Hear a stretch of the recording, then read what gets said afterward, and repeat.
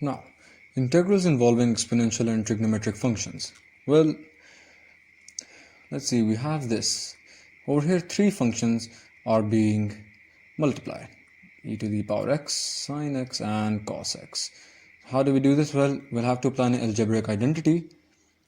So, we'll basically divide this entire integral by 1 by 2.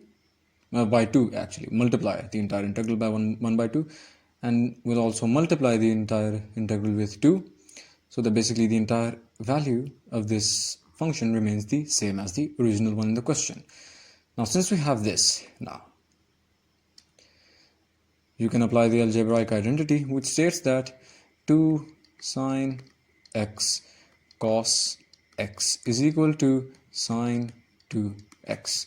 So now you have two functions. Now what you'll do is, you'll let this be equal to I. So I is equal to the integral of e to the power x sine 2x dx. Now, let's see how you'll approach this. You remember the Eilert rule? The Eilert rule. Well, the t and the e, the trigonometric functions and the exponential functions, have somewhat of a similar priority, which is why it really doesn't matter which one you take as u and which one you take as dv. And if you apply some logic, you'll actually realize why, because one of them is to be integrated and one of them is to be differentiated. Well, if you integrate a trigonometric function, it gives you another trigonometric function. If you differentiate a trigonometric function, it gives you another trigonometric function. Same goes for the exponential function. If you differentiate an exponential function, it gives you an exponential function. If you integrate an exponential function, it gives you an exponential function, which is why they both have somewhat similar properties. So they're at the same priority, which is why it does not matter which one you take here as to be the first function or the second function. So let's just take e to the power x as the first function and sine 2x as the second function.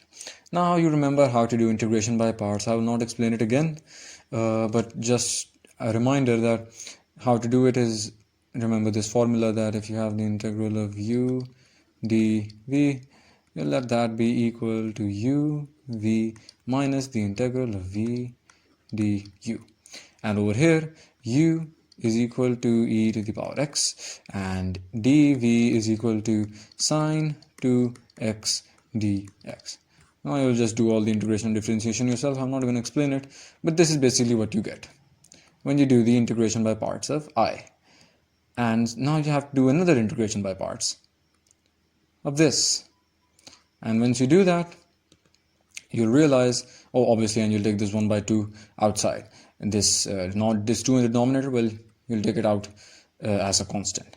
Now, when you do the integration by parts of this particular term, you get this.